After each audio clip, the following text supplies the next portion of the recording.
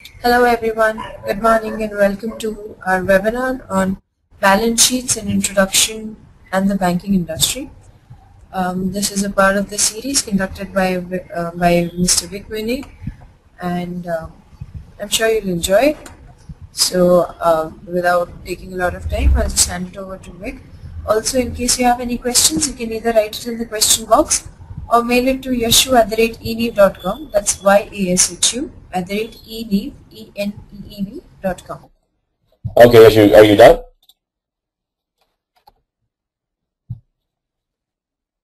Okay, fantastic. Yashu, thank you very much for that. So like Yashu mentioned, this is the second portion of what we have discussed so far. The first portion was discussing the balance sheet, the income statement. Today we'll be discussing the balance sheet, and we'll also be taking a deeper dive into exactly how the repercussions of balance sheet management are affecting today's banking industry. So without further ado, let's actually get started. What exactly is on a balance sheet? At a very basic level, a balance sheet is comprised of assets, liabilities, and owner's equity. I'll go through each one and explain exactly what a balance sheet does. So as far as the assets are concerned, they comprise of resources that are owned by individuals, corporations, or countries. An asset is supposed to be used to generate benefit for these parties involved. For example, it can be raw materials that are owned by a company, which then utilizes the raw materials to make them into finished products, which it then sells for a certain revenue generator. iPad is considered an asset for a company like Apple, which, after using its raw materials, creates a finished product like an iPad, sells it on the open market to individuals, and generates revenue from it. Cash is even considered an asset because the company can choose to utilize cash however it wants. It can use the cash to buy raw materials, which it then turns into iPads and then sells for revenue. It can use cash to actually just invest its assets in, let's say, equities, stocks, bonds, whatever it feels comfortable. Land is considered another type of asset because it can use the land to actually develop into different types of resources. These assets that I speak of, they can be bought using either borrowed money, meaning you go to a bank, borrow money in the form of a loan, and buy the asset with it, or with quote-unquote own money. And what that means is that the investors who own the company can invest their own money to buy the assets. We'll get into exactly what own money versus borrowed money is in the next couple of slides.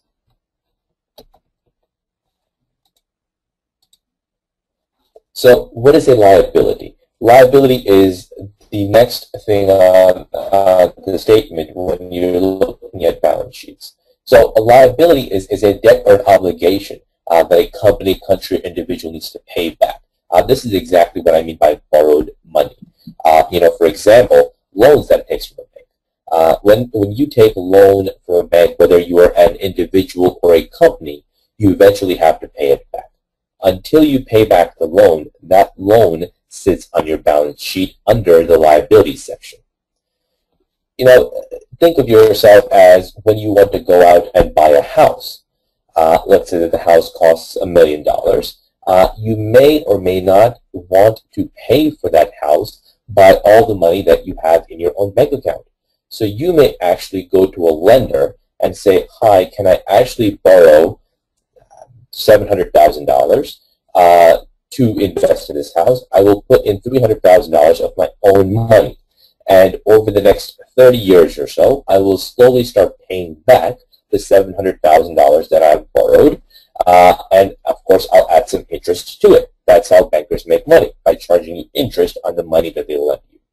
So that's what a liability is concerned. Now, it doesn't always have to be that you have to pay back the lenders. You sometimes have to pay back your employees, their salaries. Sometimes you have to pay taxes. Those are considered taxes payable or salaries payable. All of these payables and outgoing cash flow, which are used to generate assets, is known as a liability. The last section on this sheet is considered the owner's equity. And what the owner's equity means is that, let's say you decide to buy the house like we mentioned in the previous example. The $300,000 that I mentioned earlier, to buy the $1 million home, the $300,000 are considered your own money. You can take that money out of your pocket, the money that you may have saved up, you may have earned, you may have received from a family member. That is considered owner's equity that you can actually put into the house. Same goes for when you're starting a company. When you're starting a company, sometimes you need capital, and the bankers may not be willing to lend you 100% of the capital that you need. You need to have some quote-unquote skin in the game. And the way you do that is by investing some of your own money. And that's what owner's equity is concerned on a balance sheet. So, as what we know so far, what you see here overall, a balance sheet is just a snapshot. When you're looking at a company's balance sheet, it is at a point in time, a snapshot of a company, individual, or country's assets, liabilities, and owner's equity.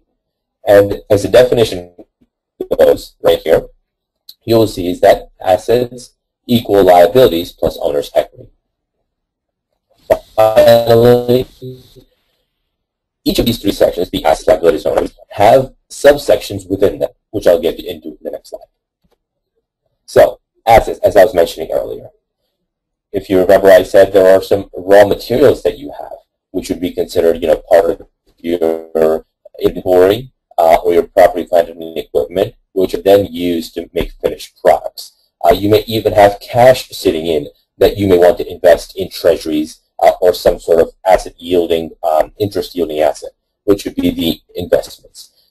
This is considered non-operational because the cash that you're using to invest in these bonds may not be actually geared toward generating returns or assets for your company. It is just a non-core portion of your investment. Finally, you're moving on to accounts receivable. What accounts receivable here means is that once you have actually created an asset, then sold that asset, but let's say you sold that asset on a credit card, meaning the customer paid for that asset using a credit card. Until you actually receive the cash from that transaction from the credit card company, that money will sit on your accounts receivable. And it is still an asset because it is capital that you are bound to receive in the near future or at some point in the future. On the liability side, what this means is that this is the money that you have borrowed, or this is the money that you owe. For example, accrued expenses, like for example, when you have to pay salaries, or the taxes that you accrue through the course of a year, or even accounts payable, meaning that when you buy raw materials, you may or may not pay for those raw materials in cash right away. You may choose to buy them on credit, but even if you buy them on credit, at some point, you have to pay back that credit. You have to pay back the money that you owe the suppliers from which you have borrowed. That's what is considered payment. And finally, if you remember when I mentioned my own money or my own equity, that's what's considered the risk capital. And what the risk capital essentially means is that this owner's equity serves as a buffer between the bankruptcy of the company and the operations of the company. Meaning that, a company is considered to be underwater or gone bankrupt when its assets are worth less than the amount it owes, meaning its liabilities. But at this moment, as you can see, assets are worth more than the liabilities, and the difference between the two is the owner's equity. As soon as this draws down to zero or becomes negative, that's when the company can be considered. I believe you can still hear me from what I'm hearing. Okay. Yes, Vic, there's absolutely no issue and everyone can hear you. You can carry on. Okay, thank you. So back to what I was saying, the owner's equity serves as a buffer between the assets of a company and the debt holders.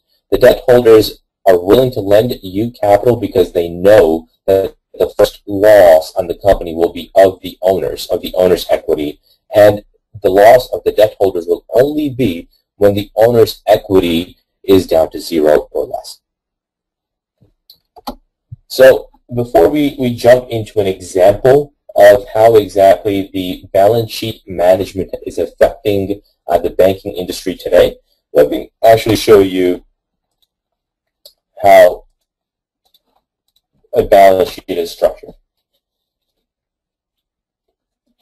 So on the left-hand side, what you see, these are made-up numbers for illustrative purposes only.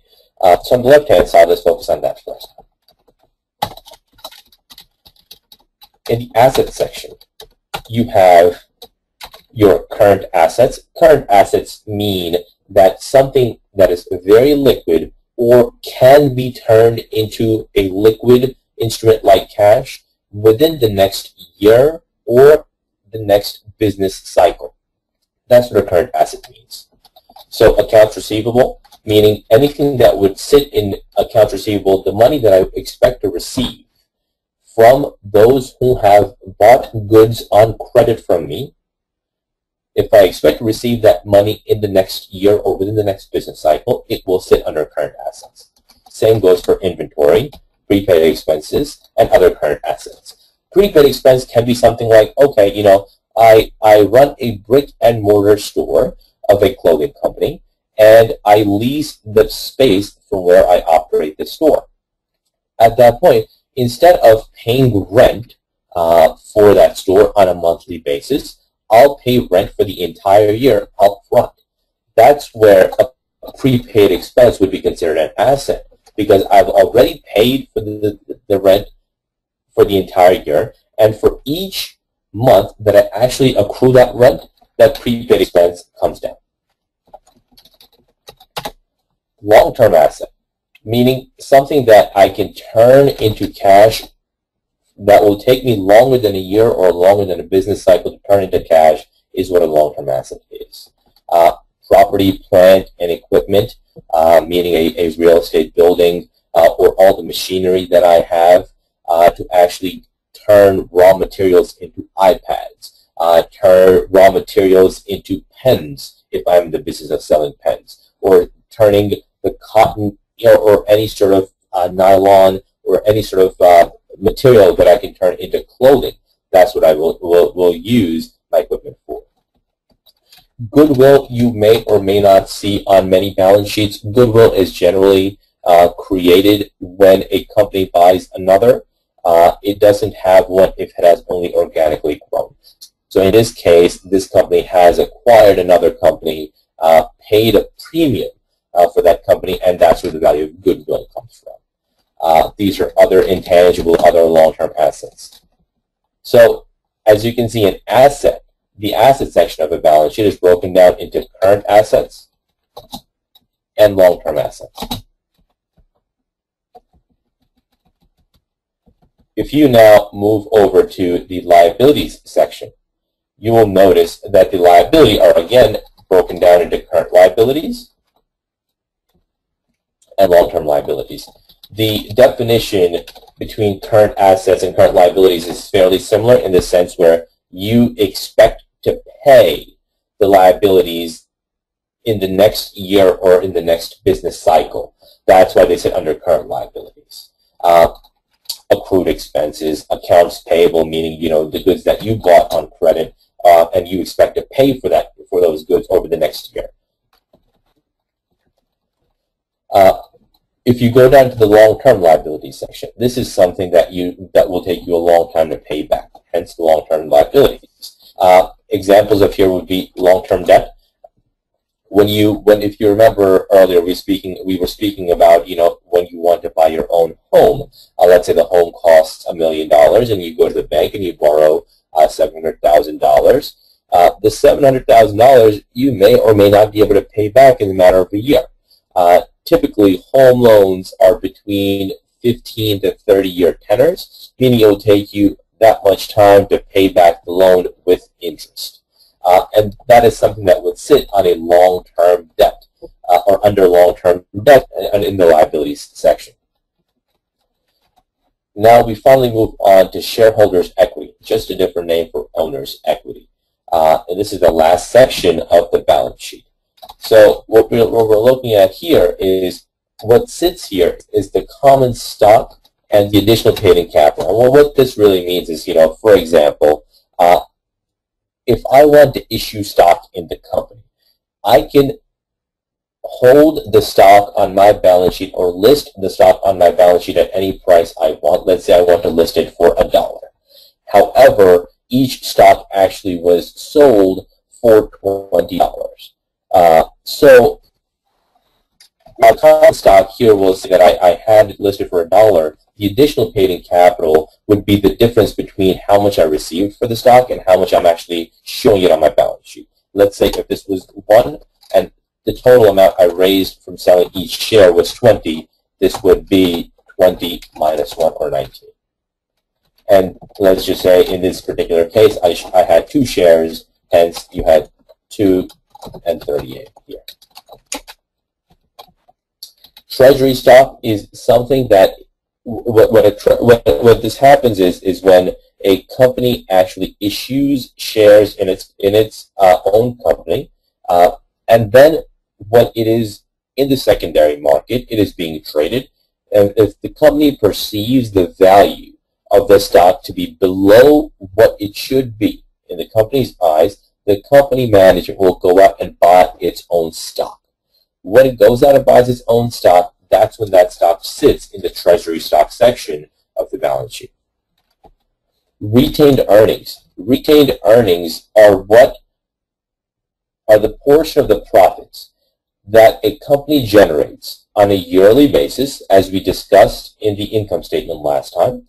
When a company earns net income each year, it pays out a portion of that net income as dividends to equity holders. Whatever is left over is reinvested back into the company, is retained into the company, and hence the name retained earnings. So what you see here is this number will grow over time so long as the company is generating positive profit and is still able to retain some money from that profit after paying dividends to its equity holders. So as you can see, for this balance sheet to balance, the liabilities plus the stockholders' equity needs to match the assets section. And if you remember what I said in the balance sheet, when you go to assets here, that assets can be bought either with borrowed money or own money, which makes sense here. If my assets equal my liabilities plus stockholders' equity, what that means is every piece of asset that I bought was with either borrowed money of $200 for this particular example, or my own money of $80. Okay, so now that, I hope that gives you a broad overview of what a balance sheet should look like. Of course, there are nuances for industries based on exactly which line items are more prevalent in certain industries versus another. So now that you have a broad overview, what I'd like to do is delve into issues of balance sheet management, specifically in the banking industry as of late. And this is a timely topic because it will show you exactly how the banking committees of several nations are trying to reduce the occurrences of financial crises that have been ongoing for the last few years. And I'm sure you have heard of the term the credit crisis that has been taking place in the U.S. So what I'm about to show you is the list of steps that Basel, which is a banking committee established in 1974, Basel is looking to take to at least address and reduce the instances or reduce the riskiness that the banks take on while generating their day-to-day business. So we covered these slides. What is a liability? Owner's equity, how a balance sheet is structured, the specific line items or the subsections under all of the 3 major sections, assets, liabilities, and equities. And now let's jump into exactly how Basel III which is a third accord of the Basel Banking Supervision Committee, is debating how to lower the leverage for banks. So what Basel says is that there has been quite high leverage. There was a lot of high leverage across the banking industry. And what leverage essentially means is that for every dollar of asset that is being held in a company, more and more of that dollar is financed with liabilities or loans, then that dollar is being financed with stockholders' own money. And for example, let's just say in scenario 1, where my assets are $100, I have no debt. I have not borrowed anything from any particular bank. In that case, I have to buy all of those assets with my own money, $100 of equity. Let's look at the extreme scenario, where I have the same amount of assets, $100, I'm borrowing $90, and I'm only putting in $10. So my leverage in this case is going to be how much I have, what my assets are, divided by the equity. So I'm 10 times levered. Whereas here, I'm only 1 time levered. So what Basel is saying, that it's debating that the leverage ratio for banks is just way too high. So what that means is the risk capital that is supposed to be the buffer against bankruptcy. If you remember, we discussed how this owner's equity right here, this section is the buffer against bankruptcy for the borrowed capital or the creditors of the company. So due to the recent financial crisis that of course has been going on for the 5-some-odd years, Basel wants to reduce the risk by increasing that buffer, that is the Tier 1 capital. What the Tier 1 capital means is that there are certain types of owner equity line items, including common stock, additional paid-in capital, retained earnings, that the committee wants each company to have more of. And the more of stockholders' equity you have, the less risky it becomes for those who have lent to you, because the buffer becomes larger as a percentage of assets. What exactly is Tier 1 capital? As I mentioned earlier, it's the measure of a bank's financial strength, meaning the more owner's capital you have in here, the safer it is for that company to exist because it has a bigger buffer. And some of the examples, like I mentioned, common stock, retained earnings, they're non-redeemable, non-cumulative preferred stock. I'm sure you know what preferred stock is. Finally, the Tier 1 capital ratio. What that means is that the Tier 1 capital as a percentage of assets, retained earnings plus common stock plus additional paid-in capital, these three numbers as a percentage of assets needs to be increased from 3% to 6%. Almost, in some cases it can be 5%, but it is still a drastic increase if you understand how balance sheets at these banks are structured. The way banks make money is by maximizing however much leverage they can take so that their return on equity, meaning the return that they generate on the shareholders' equity, is as high as possible.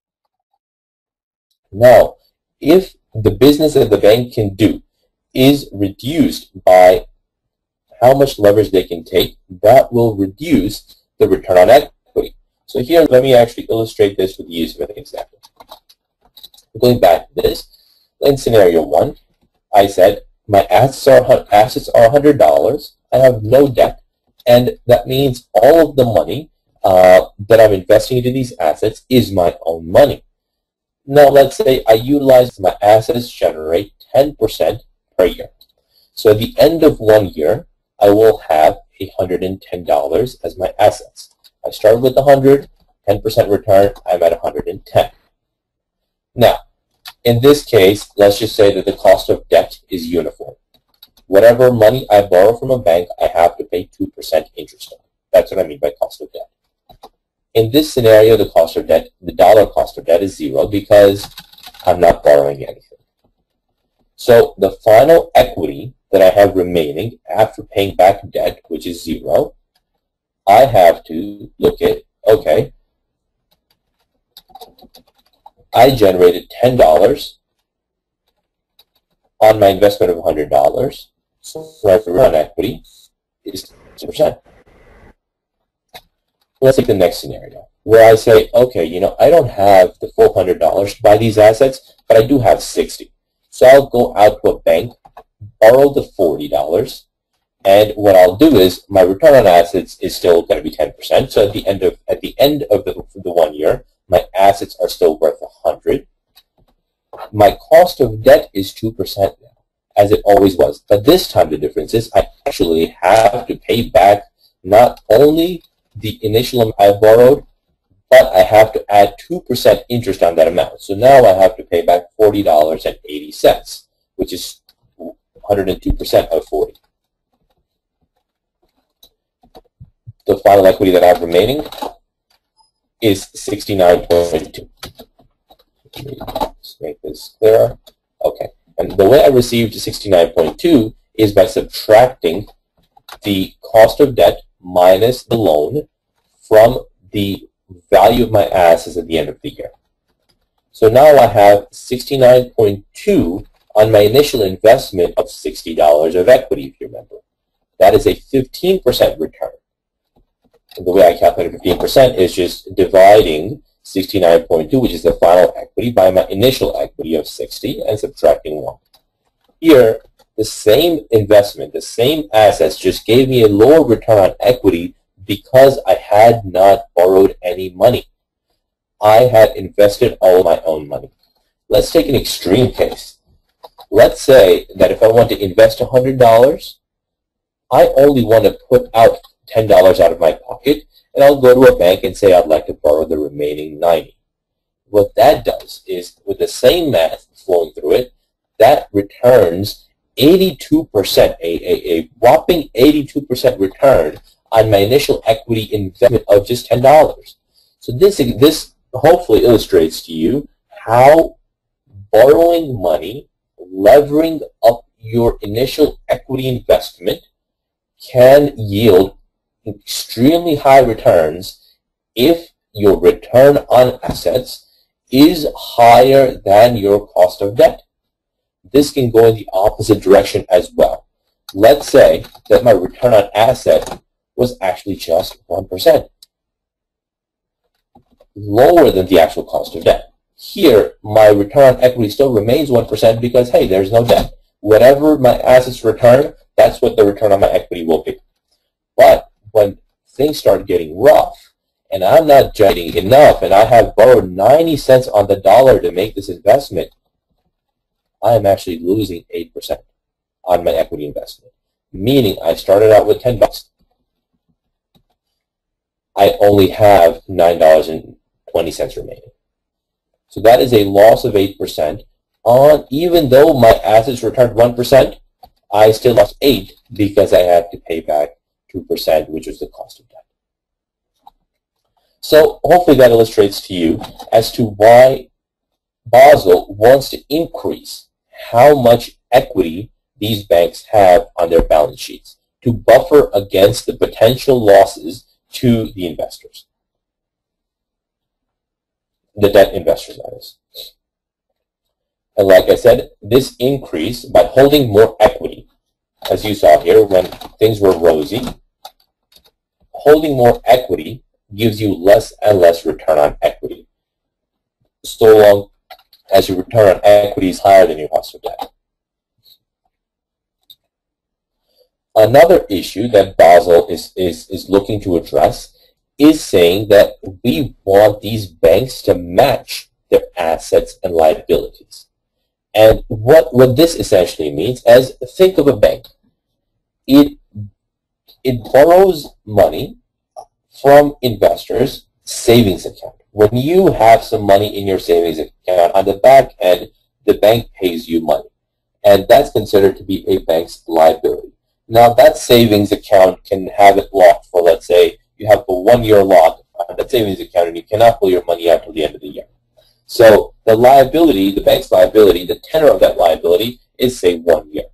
On the other end of it, the bank takes that money and lends it to potential homeowners who want to buy houses. Now, if you recollect, home loans are typically between 15 and 30 years. It takes that long for home buyers to pay back the loan that they have borrowed from the bank. So what happens here is the capital generated to finance the bank lending activities, which is investing in homes to homeowners, is not paid back for 15 to 30 years. However, the bank's liability, where it is actually holding cash from investors, from savers, has a 1-year liquidity.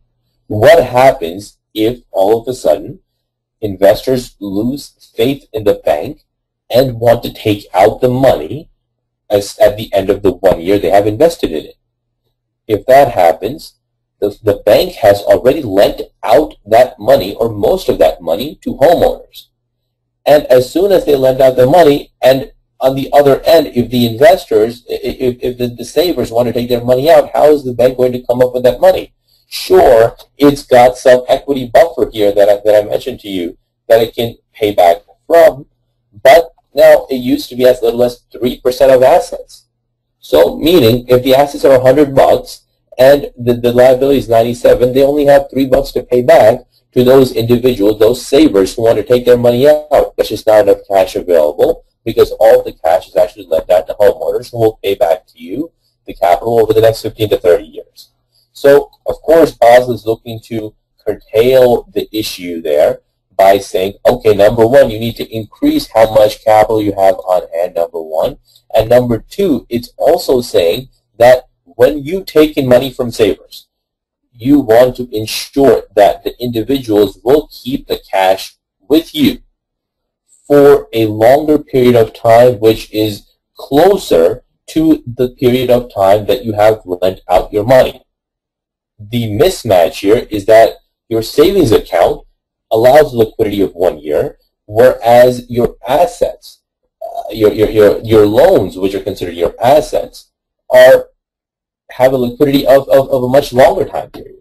So you want to match and not mismatch the assets and liabilities on your balance sheet. And of course, you can go through the bullet points here on your own time, but that's really the gist of it. Initially, the reason why banks liked having a shorter tenor for their liabilities or their savers is because the shorter the tenor, the less interest they would have to pay. The lower the interest rate, because it is a less risky investment. The longer the tenor, the investors need to be compensated for lending you their money for a longer time. Since the savers are only lending their money to the bank for 1 year, they don't need to have as high of an interest rate to compensate them than they would had they lent their money to the bank for 50. So initially, the cost of debt for a bank was very low because it was borrowing the money at very low interest rates from 1 year to 2 year savings bonds, and it was lending it out at a much higher interest rate for 15 and 30 years. This was risky for the same reasons I mentioned to you, but it was quite a profitable model for banks because things just worked. They did not break down. Until, of course, we know in 2008 when there was a credit crisis that actually began in the housing market, where the subprime homeowners were unable to pay back their loans, and that reduced the amount of interest that was received by the banks to be able to pay back to their savings accounts or just other individuals who were creditors to the bank. This forced the bank's creditors to take their money out, but the bank's money was still invested in these home loans that were very illiquid. That's what really that was the starting, if you will, of the financial crisis. So that's just going back to what I mentioned earlier. Banks may be required, according to Basel. Basel, like I said, is the banking committee that is looking to come up with these laws to reduce the issues in this market, the banks will be required to match fund. And what I really mean by match fund is matching the tenor, the time horizon for their liabilities and their assets. Their loans, which are their liabilities, and the deposits, which are their assets. I think I said that backwards. The loans are actually their assets, and the deposits are their liabilities because they have to pay us back to save invested. So you can read the bullet points here again at your leisure, but I do want to pull your attention to the last one, where it says, it really remains to be seen how the effects of such a huge change in the banking industry, the huge change being the banks being mandated to hold an extra 2 to 3% of capital on their balance sheet, which could really have a very negative impact on the returns of equity. I want to see how such a huge change will affect, investment managers who borrow capital from banks. And when you're borrowing capital from banks, you're able to borrow at a reasonable rate because the return on equity banks is still quite high. But as soon as the return on equity is getting affected, it needs to hold more and more equity on its balance sheet. In order to meet the same return, it needs to start charging higher on the loans it makes on the loans it makes to its debtors.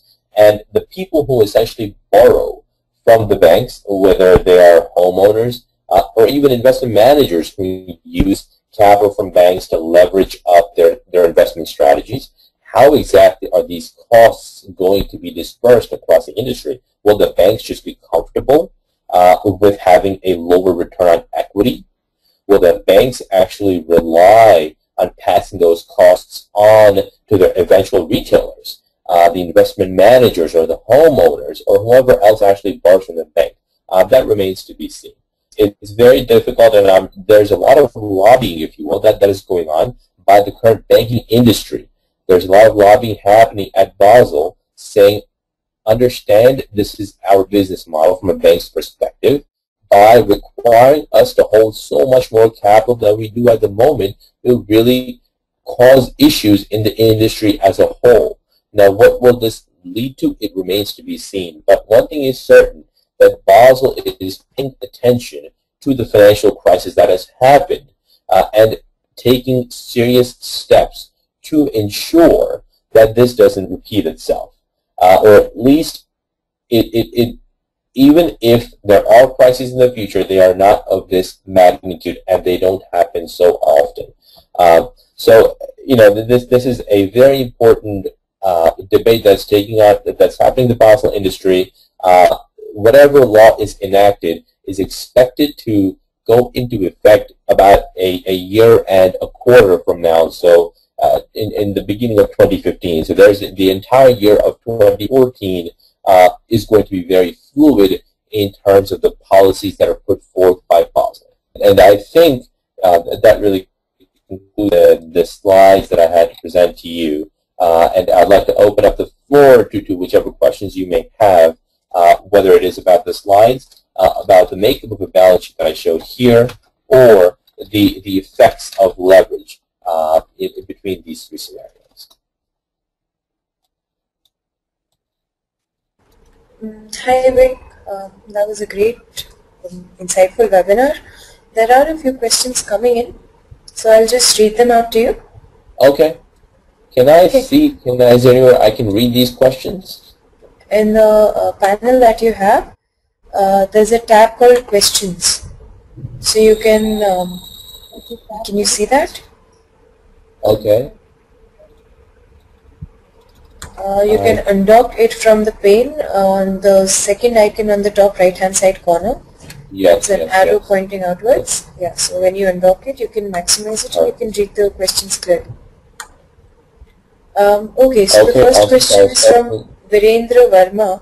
It says, what is capital surplus in bank balance sheet in shareholder equity? Capital surplus. In the bank balance sheet and shareholders' equity, I mean, capital surplus essentially means, while I don't have the line item here, in terms of balance sheet, the surplus is whatever equity there is on a balance sheet.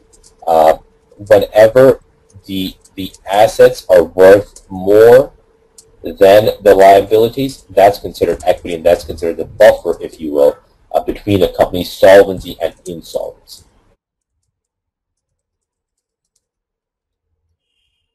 Okay.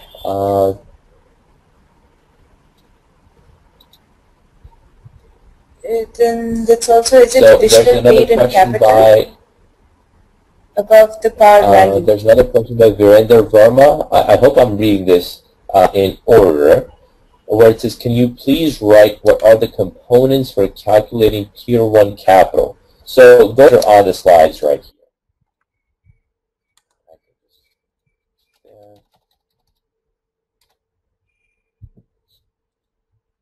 So here you can see common stock, retained earnings, non-redeemable, non-cumulative preferred stock. Okay, Then they ask Tier 2 capital, what components? So I'd have to get back to you regarding the Tier 2 components. You would be able to, so this is, the way it works between Tier 1 and Tier 2 is how sure or how reliable is that capital in the company. The more reliable it is, the higher tier it belongs to. For the exact components of Tier 2, I'll have to get back to you on that. Okay. I believe as a continuation of the previous question, Virender also asked, is it additional paid in capital above the par value? So the additional, so that is still considered to be Tier 1 capital because the additional paid in capital portion of the balance sheet, as you can see here, is nothing more than the amount of capital raised minus the value of the common stock on the balance sheet. So as I mentioned, for example, let's just say that a share of stock or 2 shares of stock were worth $40. But on my common stock, on my balance sheet, I portrayed that each share of stock is worth $1, and since I give out 2, they're worth $2. The additional paid in capital is whatever you receive above and beyond the value of the common stock on your balance sheet, which is 38. So this is reliable capital. This is sticky capital. This is something that does not go away very quickly. That's why the additional paid in capital is still considered Tier 1 capital. Okay. We have another question coming in from SP Vijay. Okay. The question is whether higher ROE with more debt is good for a bank. It's not the question of whether it's good or bad for a bank. Is return on equity a good thing? Of course it's a good thing. The higher amount you can return on any investment, it's a fantastic thing. But the question really is, how much risk are you taking to generate that return? As I mentioned here, in this particular case, I am taking significant level of risk. I have very little equity buffer against the assets of $100, and in this case, it looks great. Return on equity is 82% because they're able to generate a 10% return on my assets while only having to pay 2% as my cost of debt. But let's say immediately that my return on assets becomes 0%. Becomes 0% every year, and then all of a sudden the return on equity is negative 18%. And this return on equity is amplified by the amount of debt I have on my balance sheet. So to answer your question, whether it is with more debt is good or bad, it's not the question of whether it's good or bad. The question is how much risky capital is it generating. Okay, then Virender has another doubt stemming from this. It says ROC is calculated instead of ROE.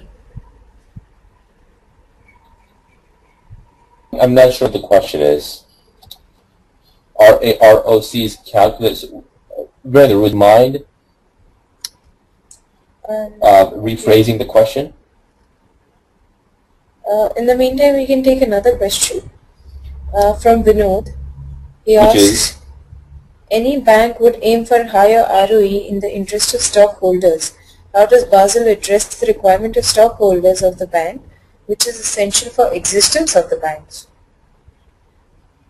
so when you say any bank would aim for a higher ROE in the interest of its stockholders, the question is, how does Basel address the requirement of stockholders of the bank, which is essential for the existence of the bank?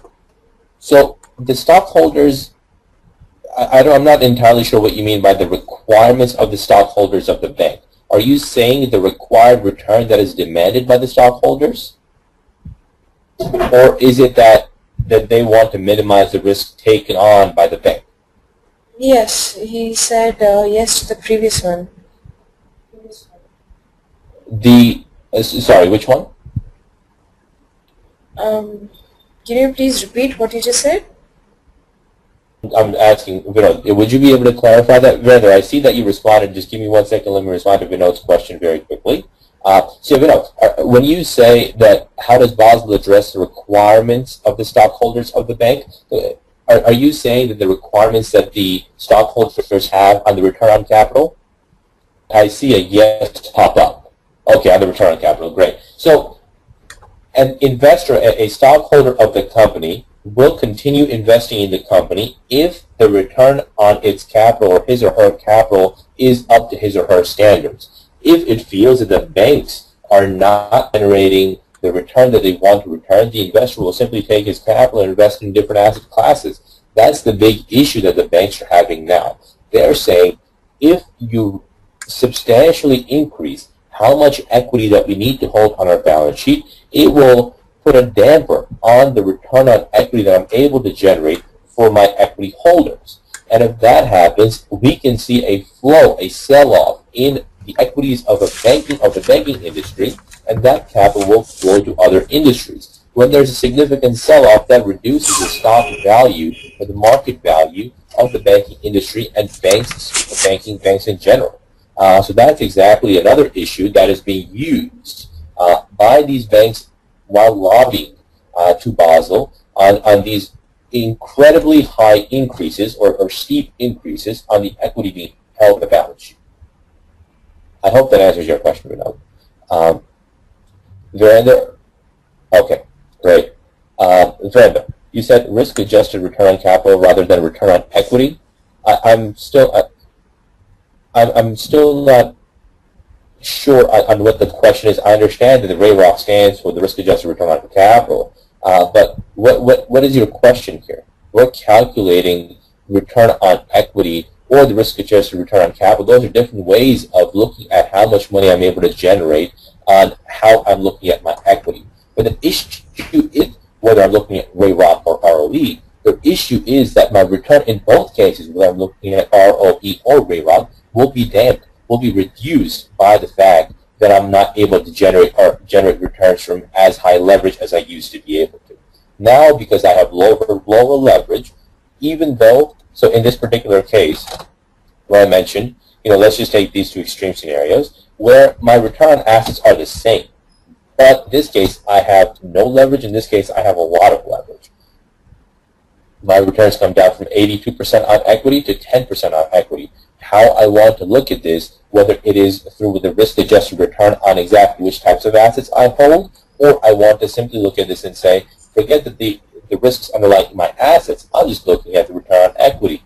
That return on equity is just so significantly lower because I have to reduce the amount of debt I'm holding on my balance sheet, thereby reducing leverage, and thereby reducing how much money I'm able to generate for my equity holders is what is causing an issue in the banking industry. And of course, this is an extreme example that I'm showing you here. The difference is not this vast. This is just for illustrative purposes. Further, does that answer your question?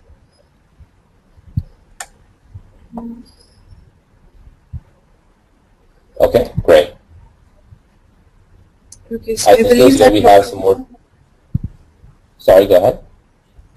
Yeah, I believe that there might be a few more questions coming in, so we'll just wait for 1 or 2 minutes so that people can type out another question in case they have. Okay. Yeah, if anyone has any other questions, I have a few more minutes here on the clock, so please let me know. Okay, I don't think there are any more questions coming in. Since no other hand is raised, I'll assume that nobody else has a doubt. So I believe that brings us to the end of this webinar. And thank you, Vic, for this amazing, insightful webinar. It was really interesting and, in fact, really amazing. Also, thank you, everyone, for attending this webinar. Have a good day. Thank you. Have a good day.